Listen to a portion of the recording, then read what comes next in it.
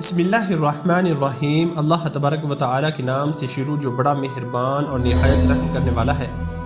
پیارے دوستو، تاریخ انسانی کے مطالعے سے پتہ چلتا ہے کہ اس کائنات میں 4 ایسے بادشاہ گزرے ہیں جن کو پوری دنیا کی حکمرانی اور بے پناہ طاقت عطا کی گئی۔ ان چاروں میں سے 2 مسلمان بادشاہ حضرت ذوالقرنین علیہ السلام اور حضرت سلیمان علیہ السلام تھے، اور 2 کافر بادشاہ نمرود اور بخت نصر تھے۔ ان چاروں بادشاہوں میں سے نمرود ایک ایسا بادشاہ تھا جس کی زندگی کا آغاز بھی انوکھا تھا اور اس کا انجام بھی انوکھا تھا۔ ایک لاچار اور بے بس بچہ ہونے سے لے کر دنیا بھر پر حکمرانی حاصل کرنا اور غرور میں اس قدر ڈوب جانا کہ خدائی کا جھوٹا دعویٰ کر لینا۔ نمرود کی زندگی کا واقعہ اتنا عبرتناک ہے کہ سننے والوں کے دل دہل جاتے ہیں اور خدائی کی کبریائی پر یقین اور بھی پختہ ہو جاتا ہے۔ پھر دوستوں، وہ نمرود ہی تھا کہ جس کی پرورش کا انتظام خود اللہ تعالیٰ نے کیا، اور بڑا ہونے پر اسے پوری دنیا کی حکمرانی عطا کی گئی۔ لیکن نمرود نے خدائی کا جھوٹا دعویٰ کیا اور اللہ تعالیٰ کی ذات کو جنگ کے لیے للکارا۔ حضرت ابراہیم علیہ السلام کو آگ میں ڈالا، اور جب نمرود نے اللہ تعالیٰ کو اپنے ساتھ جنگ کے لیے للکارا تو کس طرح اللہ تعالیٰ نے نمرود کے ساتھ جنگ کی، اور ایک معمولی اور حقیر سے کیڑے نے کس طرح نمرود کی پوری فوج کا خاتمہ کیا اور خود اسے عبرتناک موت عطا ہوئی۔ نمرود کے بارے میں کئی روایات میں آتا ہے کہ یہ ایک ایسا بچہ تھا جسے پانے کے لیے اس کی ماں نے زنا جیسا ایک نہایت ہی شرمناک راستہ اختیار کیا، اور یہی وجہ ہے کہ اس کے والد کے بارے میں کوئی نہیں جانتا۔ تاریخ میں ایک روایت بیان ہوئی ہے کہ ایک مرتبہ اللہ تعالیٰ نے حضرت اسرائیل علیہ السلام سے پوچھا کہ اتنی مخلوق کی روح قبض کرتے ہوئے کیا کبھی ایسا بھی ہوا ہے کہ کسی انسان کی روح قبض کرتے ہوئے آپ کو بہت زیادہ دکھ ہوا ہو؟ جس کے جواب میں حضرت اسرائیل علیہ السلام نے بتایا کہ ایک موت ایسی ہے جسے وہ بلا نہیں سکتے۔ انہوں نے بتایا کہ ایک مرتبہ مسافروں سے بھری ہوئی ایک کشتی سمندر کے اندر سفر کر رہی تھی۔ یا رب العالمین، آپ کا حکم ہوا کہ میں اس کشتی کو فنا کر دوں، تو میں نے آپ کے حکم کے مطابق اس کشتی کو فنا کر دیا۔ پھر آپ نے حکم دیا کہ ایک عورت اور اس کے بچے کو چھوڑ کر سب کی روحوں کو قبض کر لو۔ میں نے ایسا ہی کیا۔ اس کے بعد اس کی ماں اور اس کا بچہ کشتی کے ایک کنارے پر اکیلے رہ گئے، تو آپ کا حکم ہوا کہ اس بچے کی ماں کی روح بھی قبض کر لو اور اس بچے کو سمندر میں تنہا چھوڑ دو۔ اے اللہ، آپ دلوں کے حال خوب جانتے ہیں۔ اس وقت یہ حکم سنتے ہی میں کانپ گیا تھا، لیکن پھر حکم بجا لایا اور اس بچے کی ماں کی روح بھی قبض کر لی، اور ایسا کرتے وقت مجھے اس بچے پر بہت زیادہ رحم آیا، اور یہ دکھ مجھے آج بھی یاد ہے۔ ملک الموت حضرت اسرائیل علیہ السلام کی یہ بات سن کر اللہ تعالیٰ نے فرمایا کہ اے اسرائیل، کیا آپ جانتے ہیں کہ وہ بچہ اب کہاں پر ہے اور ہم نے اس بچے کی پرورش کیسے کی؟ تو حضرت ملک الموت علیہ السلام اللہ تعالیٰ کی بارگاہ میں سجدے میں گر گئے، اور جواب نفی میں تھا۔ اس پر اللہ تعالیٰ نے حضرت اسرائیل علیہ السلام کو بتایا کہ جب انہوں نے اس بچے کی ماں کی روح قبض کیا اور اس بچے کو بیچ سمندر میں تختے پر اکیلا چھوڑ دیا، تو اللہ کے حکم سے سمندر کی لہروں نے اس بچے کو صحیح سلامت سمندر کے کنارے ایک جزیرے پر پہنچا دیا۔ جزیرے پر صحیح سلامت پہنچنے کے بعد وہاں اس بچے کی خصوصی پرورش کا انتظام ہوا۔ اللہ تعالیٰ نے طرح طرح کے پرندوں کو حکم دیا کہ وہ اس بچے کے پاس آ کر رہیں، چہچائیں اور پھول اس کا بستر بن گئے، اور بادلوں نے اس پر سایہ کر لیا۔ سورج اور تیز ہوا کو حکم ہوا کہ وہ اس بچے کے نقصان نہ پہنچائے۔ اسی دوران وہاں ایک بھیڑیے نے اپنے بچے کو جنم دیا، تو اللہ تعالیٰ نے اس بھیڑیے کی یہ ڈیوٹی لگائی کہ وہ اپنے بچوں کے ساتھ اس بچے کو بھی دودھ پلائے، اور پھر جب یہ بچہ اس طرح پرورش پا کر بڑا ہوا تو اللہ تعالیٰ نے اسے پوری زمین کی حکومت عطا فرما دی، یعنی پوری دنیا کا بادشاہ بنا دیا۔ اس کے بعد اللہ تعالیٰ نے ارشاد فرمایا، اے ملک الموت، کیا آپ جانتے ہیں وہ بچہ اب کہاں پر ہے؟ وہ بچہ ایک بہت بڑا بادشاہ بن چکا ہے، اور اس نے میری نعمتوں کو بھلا کر خدائی کا دعویٰ کر دیا ہے، اور اس بچے نے میرے خلیل حضرت ابراہیم علیہ السلام کو آگ میں ڈالا ہے۔ پھر دوستو، روایات میں آتا ہے نمرود ایک ایسا بادشاہ تھا جسے واقعتاً اللہ تعالیٰ نے بڑے ناز و نخرے سے پالا تھا، اور جیسے اسے پوری دنیا کی بادشاہ عطائی ہوئی تو وہ بسرکش اور نافرمان ہو گیا، اور اس نے خدائی کا دعویٰ کر دیا۔ وہ لوگوں سے کہتا کہ میری اطاعت کرو، میں تمہارا رب ہوں۔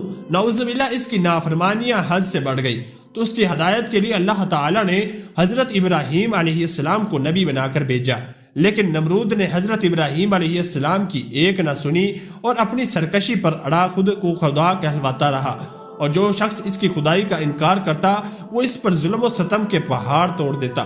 دوستو، نمرود کے دور سے شرک اور بت پرستی اس قدر عام ہو چکی تھی، ہر گھر میں بتوں کی پوجا کی جاتی تھی۔ اس گمراہی کے دور میں حضرت ابراہیم علیہ السلام وہ واحد شخص تھے جو اللہ تعالیٰ کی وحدانیت پر ایمان رکھتے تھے اور ایک خدا کی عبادت کیا کرتے تھے۔ حضرت ابراہیم علیہ السلام نے اس قوم کی کئی مرتبہ سمجھایا، بت پرستی سے منع کیا اور ایک خدا کی عبادت کرنے کا حکم دیا، لیکن قوم نمرودی اپنے کفر و شرک سے باز نہ آئی اور اس طرح بت پرستی میں مبتلا رہی۔ پھر جب حضرت ابراہیم علیہ السلام نے بت خانے میں جا کر ان کے سارے بتوں کو توڑا اور کلہاڑا سب سے بڑے بت کے کاندھے پر رکھ دیا تو سمجھنے والے سمجھ گئے کہ یہ حضرت ابراہیم علیہ السلام نے ہی کیا ہوگا۔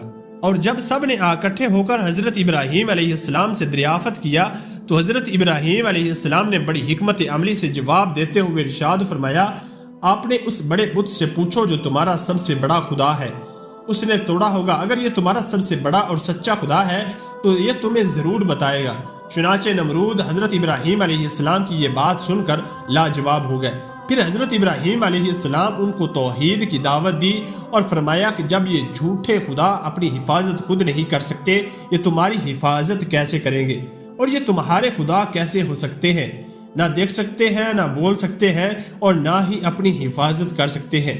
حضرت ابراہیم علیہ السلام کی یہ بات سن کر نمرودی طیش میں آ گئے اور انہوں نے حضرت ابراہیم علیہ السلام کو سزا دینے کا ارادہ کیا۔